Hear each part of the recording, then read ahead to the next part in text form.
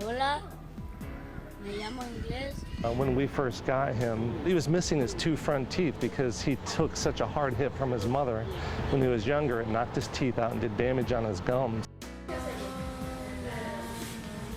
Marion was 17 years old when we got her. She was sold. She's had 2 children already. And her dad had sold her again. Noemi was one of those little girls that was pregnant by 13. She was sold for some tortillas, very tragic. But her family was being fed through her being prostituted out. Vladimir was so infested with parasites that we were told by the medical staff that worked with us not to take him because he would literally end up dying within a few weeks. Most of these kids came from a very bleak past, desperate to survive. I wouldn't even call it living. They were surviving.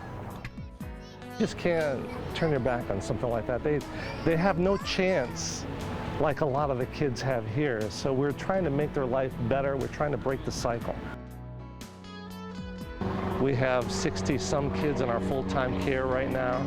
We provide an education, we provide medical care, dental. Just a loving home environment. We have a full-time psychologist on staff. We have all the things that a child would need to become healthy in all aspects of our life. We have the abuse shelter for teenage pregnant girls, which we target 10 to 14-year-old girls who have been trafficked, abused, sold on the streets. We have 2 feeding stations in the same town. The one feeding station, Las Brisas, we feed approximately 80 to 90 children a day, 5 days a week. The other feeding station is probably more like 125, 130 children a day. But we don't have a funding in place to feed all 125 every day of the week. For a lot of the children, it's the only meal they'll get that day, or maybe for several days. It's definitely the only hot meal a lot of them get.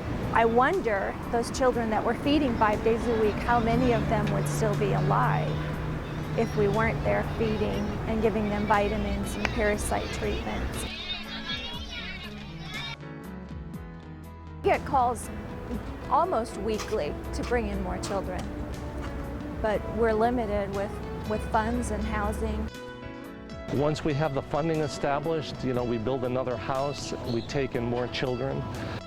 We need sponsors and donors, significant donors, to help build the projects and continue with the ministry. Help, I'd like to invite everybody to come to Honduras with us. See what is happening with Open Door Ministries. It's bigger than you and me. It's much bigger.